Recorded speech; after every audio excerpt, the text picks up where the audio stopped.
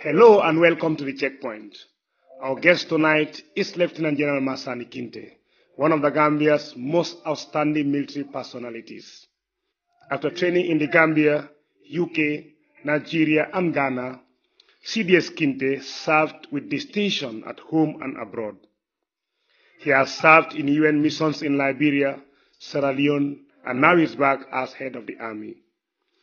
What plans are C to improve the Gambia Armed Forces? Ablai C finds out. Lieutenant General Massaneh Kinteh, welcome to the Checkpoint.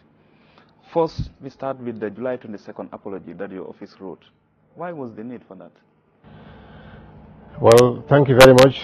I am pleased to have you at Defense Headquarters this afternoon. Let me take this opportunity on behalf of the members of the entire Gambia Armed Forces to welcome you to the Defense Headquarters. Well, we wrote a July 22nd apology shortly before the July 22nd of this year because we feel there is a need for us to make our position clear as members of the Gambia Armed Forces.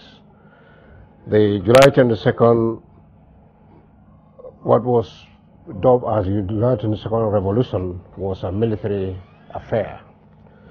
And in the days leading to the July 22nd of this year, we had reports or information that a political party in this country, was supposed to celebrate July 22nd, as some sort of a political party activity. And we thought the time was not right for it, and there was a need for us to make, it very clear that the July 22nd is not a political activity per se.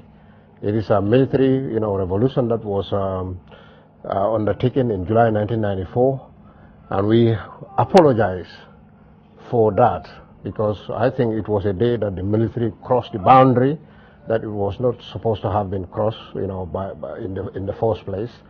I think the July 22nd revolution, has failed the promises that it was set to, bring to the people of this country.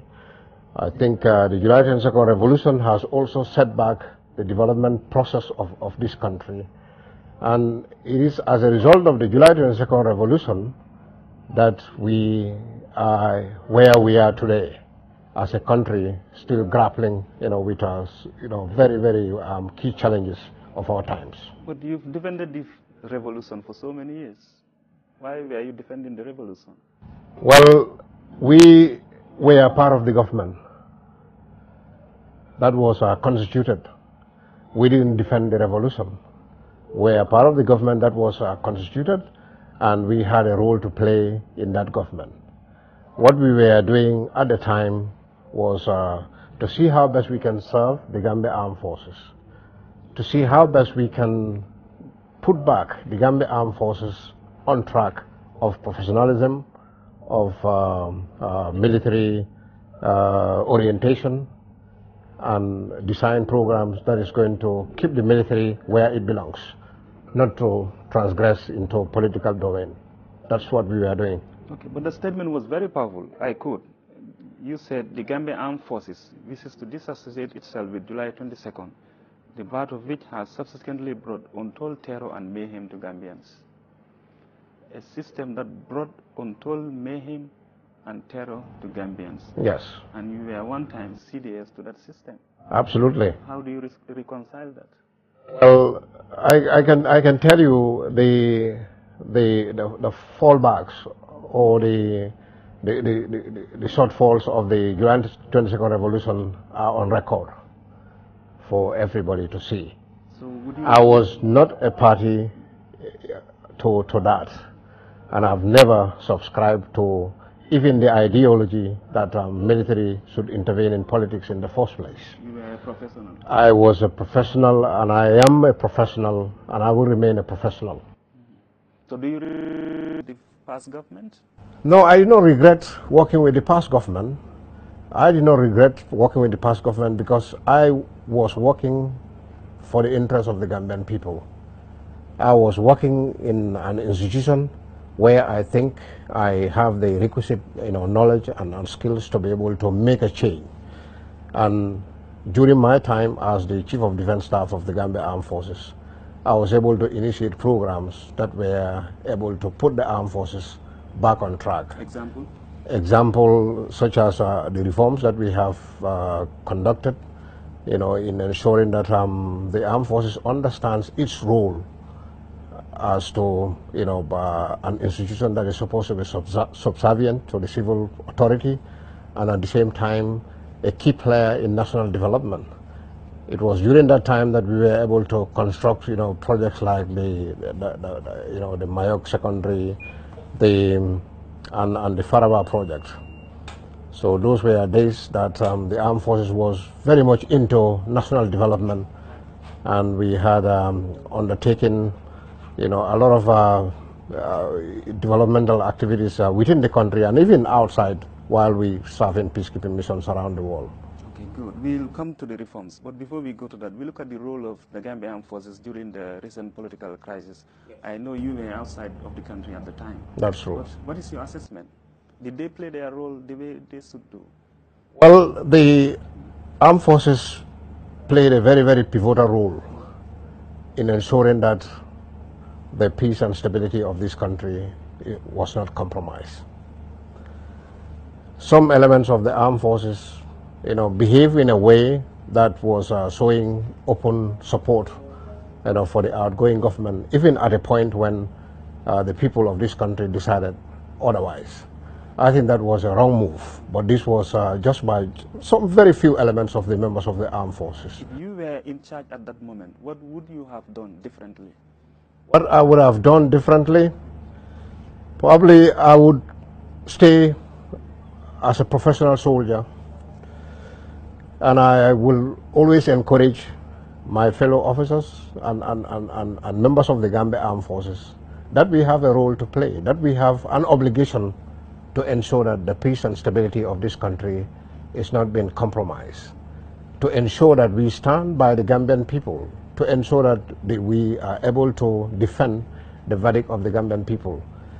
I have done that while out of this country. If I would have been even still serving in the military, that is exactly what was going to be my stand.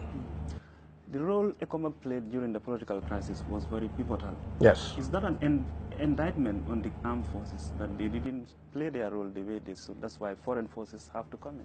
No, it's not that it's an indictment on the Gambia Armed Forces. It's not that the Gambia Armed Forces, failed to play their role.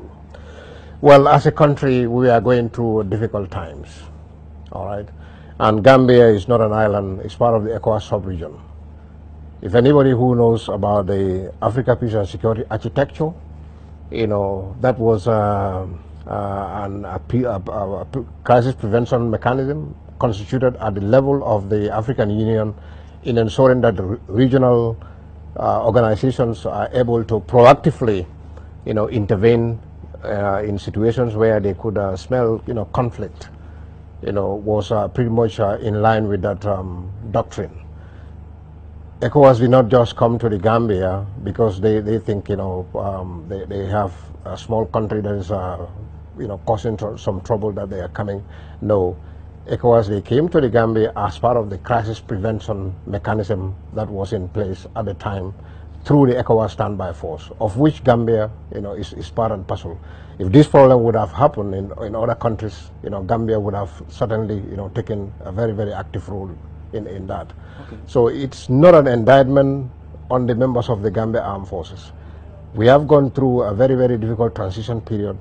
We have come very close to full-blown conflict in this country. We have seen people leaving in droves, vulnerable people, our citizens, our vulnerable groups, women and children. We are living in this country. The people are living in the urban area, move into the rural area. So those were not good signs. And if the situation would have left, entirely under the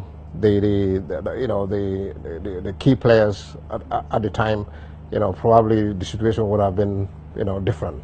Let's look a bit about the history of the security forces of the Gambia. Yes. Security forces, I mean the armed forces, the field force, the police. Like 1980, there was a crisis. when Commander Mahoney of the field force was assassinated by Officer Danso. Senegal has to intervene. 1981 attempted coup. Senegal has to intervene. 1994, the army turned against its own government and overthrew the government. 2017, another crisis. Foreign forces have to intervene. For the fourth time in the short history of the Gambia, outside forces have intervened. What does that tell us about the level of our security setup? Well, it tells us that there are challenges, you know, in terms of security sector governance and security sector involvement, you know, into issues, especially political issues. Well, I always believe that the Gambia can build a professional armed forces.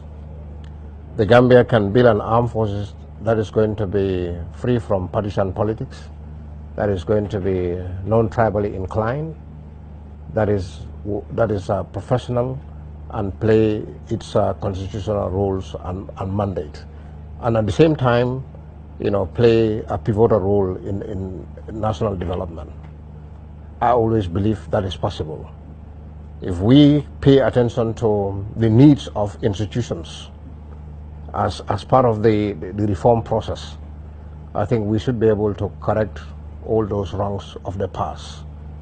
We have been given another opportunity again as a country and as a security institution to be able to design policies and programs that is going to transform the armed forces and bring it to the same level, if not at a higher pedestal, you know, to the other armed forces that you have within the sub-region.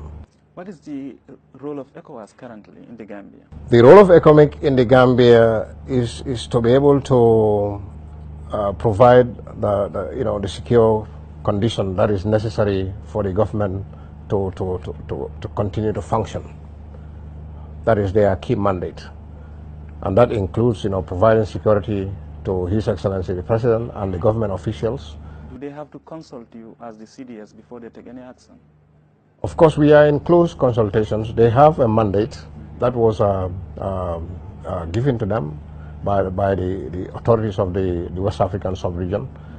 They have a mandate to implement, but of course, we are also equally very, very important players in managing, you know, the security of the country. So we are in close consultations. I have liaison with the ECOMIC headquarters. I am in constant touch with the ECOMIC force commander and all the contingent commanders, you know, deployed in the country. So that collaboration and consultation is always there. And recently, you must have realized that we are conducting joint patrols with them, you know, in ensuring that we are seen to be working for the same purpose, and that is to ensure that, you know, the peace and stability of this country is very much assured.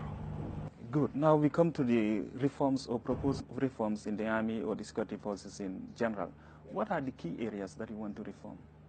The key areas that I want to reform are many, but let me just, for the sake of time, I will limit it to only some few areas. I believe training is critical in developing our manpower, in developing our resource base, the human capital. We want to make sure that our men and women know what are their roles and functions and how to do their job better, smarter. Those are programs that we have started to unfold. Other areas that we are looking at is how do we enhance the capacity of the Gambia Armed Forces in ensuring that we can play a big role in terms of international peacekeeping missions. We will come to peacekeeping later. Yes, but I just want to mention it as part of one of the key pillars of our reform. Another area that we are also looking at is how do we ensure that the living condition of the ordinary soldier is improved. The pay and allowances of the soldiers are improved. How do we ensure that, you know, they have good shelter in their barracks? How do we ensure that they have adequate logistic support to be able to undertake their operational and administrative activities such as transportation, communication, and so on and so forth. On that point, what do you say to critics who would say, being a small country, the Gambia spends heavily on security, especially on the armed forces? It probably doesn't even need an armed forces. What do you say to those people? Well, the alternative to that is not to have an armed forces, and you cannot imagine to have Gambia as a sovereign country in this part of the world without a standing military. Even if our role only stops at securing our border from the southern part, so that the rebellion that is in that part of the region does not cross over to the country. Even if our role stops at only that, I think it is something that is worth pursuing. Yes. Okay. Now, confidence building. As you know, for the past 22 years, the military or the security forces have been accused of siding with the former regime, human rights violations and all those things. How do you intend to reverse that, to bring back confidence into the military? The Gambia Armed Forces, when it was the Gambia National Army, was seen as a very professional force. Yes. How do you bring back the glory, the lost glory? It goes back to reforms. We need to reform the armed forces, and in those reforms, the soldiers' roles will be very clear to them, and the responsibility they have to the citizens of this country. When you talk about the relationship, the civil-military relationship, that needs to be improved. That is a two-way street. It's a relationship that has to be built based on trust and confidence. There is a lot of work that we have to do to be able to reach out to the civil populace, for them to understand that the armed forces is ready to serve their interests. It is also incumbent on each and every member of the Gambia Armed Forces and every authority that is charged with management of the armed forces to be able to promote good civil-military relations. Without a solid, good military-civil relations, the prospect for peace in this country would be very, very minimal. There should be a deliberate effort, not only on the side of the armed forces, but on the side of every player, not only the armed forces, but the entire security, spectrum of the country, and every player involved in that should ensure that a good relationship exists between the civil community and those serving in the security services. Do you think it is a good idea to reinstate officers who were sacked? Yes, I think it is a good idea once it is done in a controlled way, once it is done in a selective way. The officers and soldiers that we are reinstating into the armed forces, these are people who have been checked, their records have been checked, their background have been checked, and we are convinced that these are people who have been victimized on no strong grounds. And therefore, when the call came for a redress of the excesses of the past regime, we think, this is also an opportunity for us to look at the members of the armed forces, because, like I said, just like the reforms, every process of the government is a holistic approach. So we are only looking at our own side to see the soldiers and officers who have been victimized as a result of excessive executive, decisions of the past regime to be reinstated back into the armed forces. Yes. Some of them not involved in unconstitutional activities. Some of them, it has been alleged that some of them have been involved in unconstitutional activities. There is no doubt about that. We have enlisted people who have, been accused in the past of taking in one, military, activity against the former government or the other. However, we think most of those people have paid the price for the crimes that they have committed. And most of those people have reformed. And these are, I'm telling you, these are not just ordinary members of the armed forces. These are some of the elites that we have in the armed forces.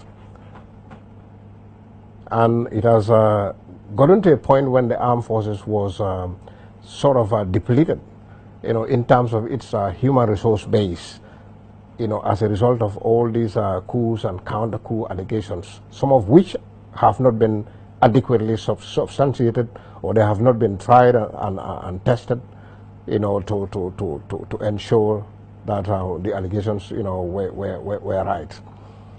So, bearing that in mind, we think there is a need for us to relook at the whole process. We look at all those people who have been fallen victim of those kind of circumstances, to look into their individual cases.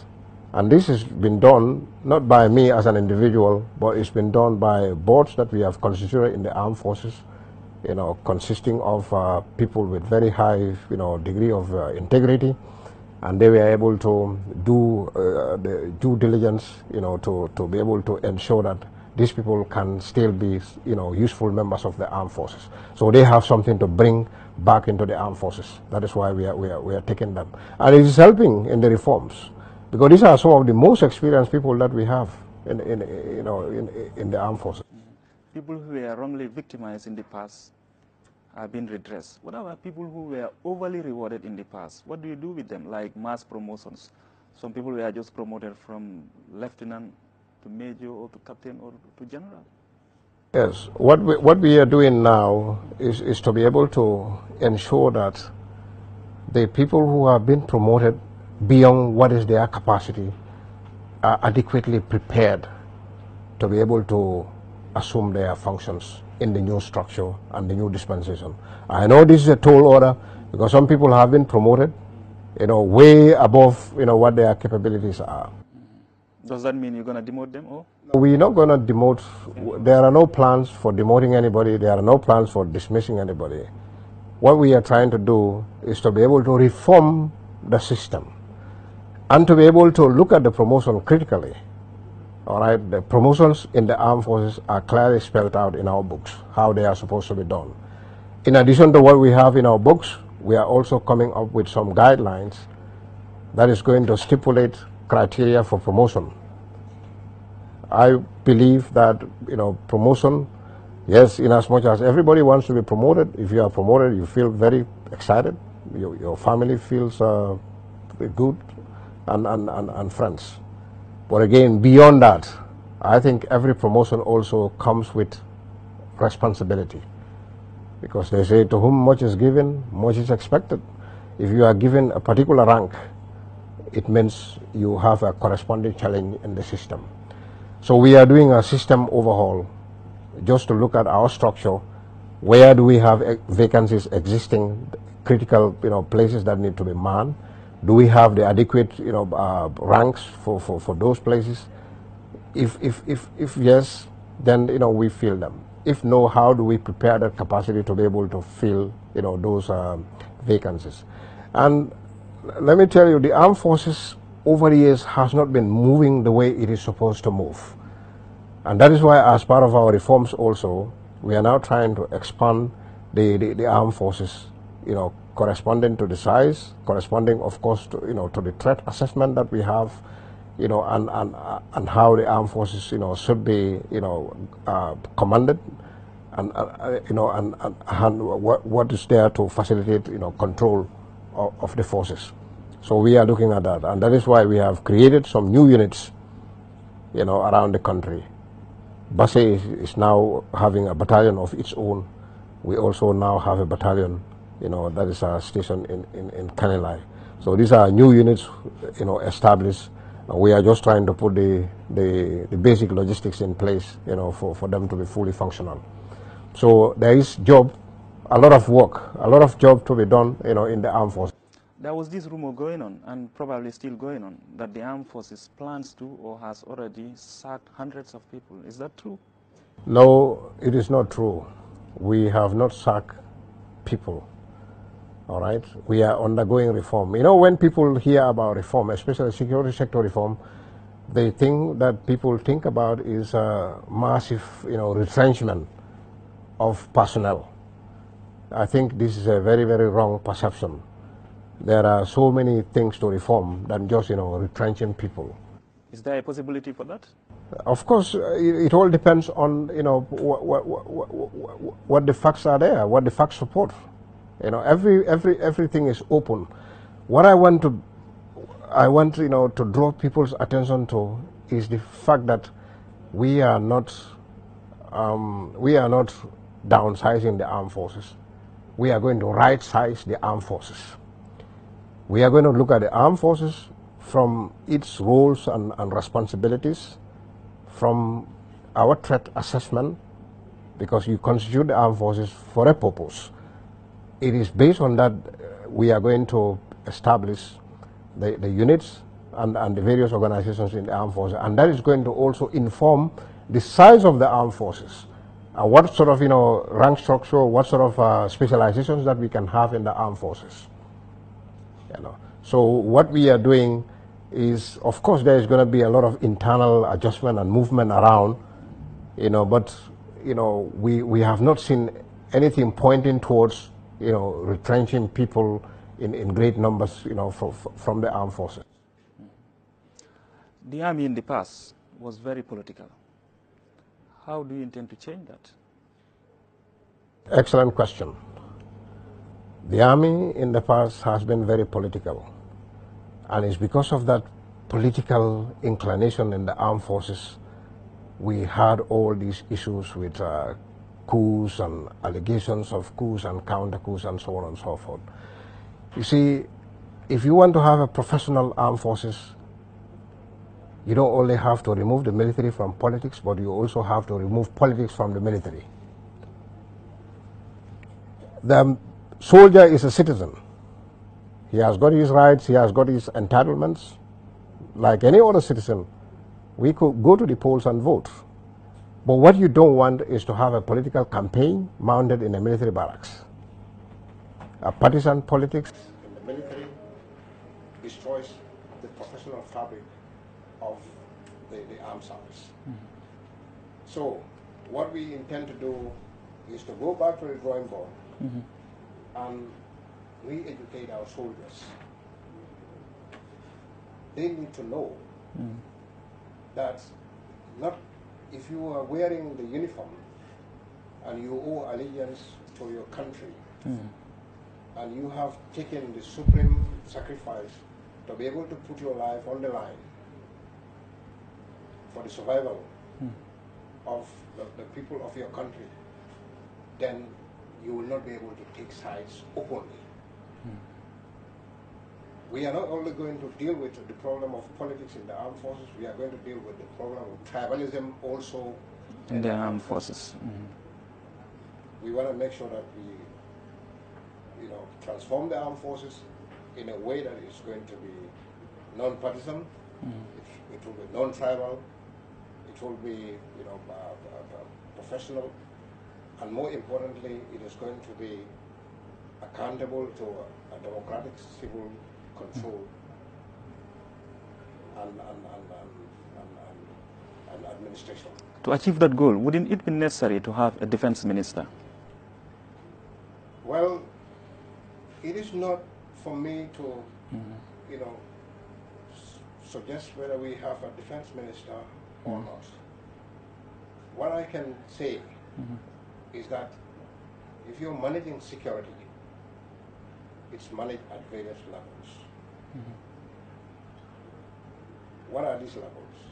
You have the ground level, the tactical level, we call it. You have the operational level, that is another level higher than the ground level, where you have commanders and service chiefs. But of course, you also have the strategic level and even the grand strategic level. All right. The way the security management, is done at all these levels, is important to the professionalization, so having survival of the armed forces as an institution. We come to one of the strongest points of the Gambia Armed Forces, peacekeeping. What made you so distinguishable in peacekeeping? Well, thank you very much. I think that is also a very important question. Peacekeeping, we have been doing very well, and we continue to do very well in that arena. The reason behind that is attributable to the sort of character you have in the Gambian soldier. Once the Gambian soldier is exposed and challenged, he rises up to the occasion, without doubt. Peacekeeping, I see it as a way of moving these armed forces forward. Why? Because before soldiers are deployed on peacekeeping, they do a lot of training. It raises their professional standards.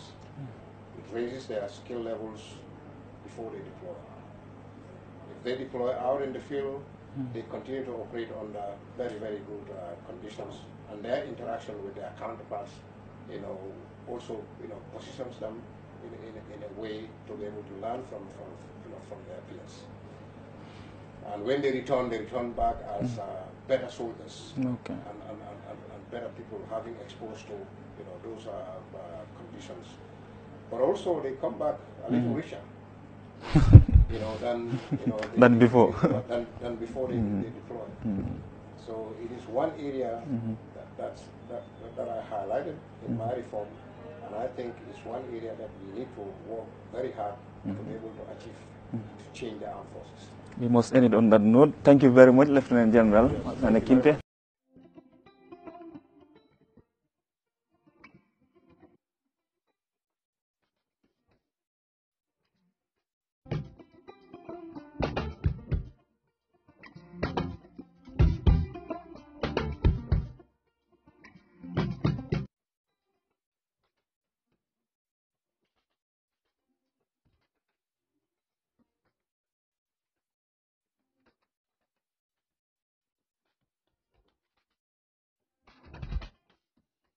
Hello and welcome to the Checkpoint.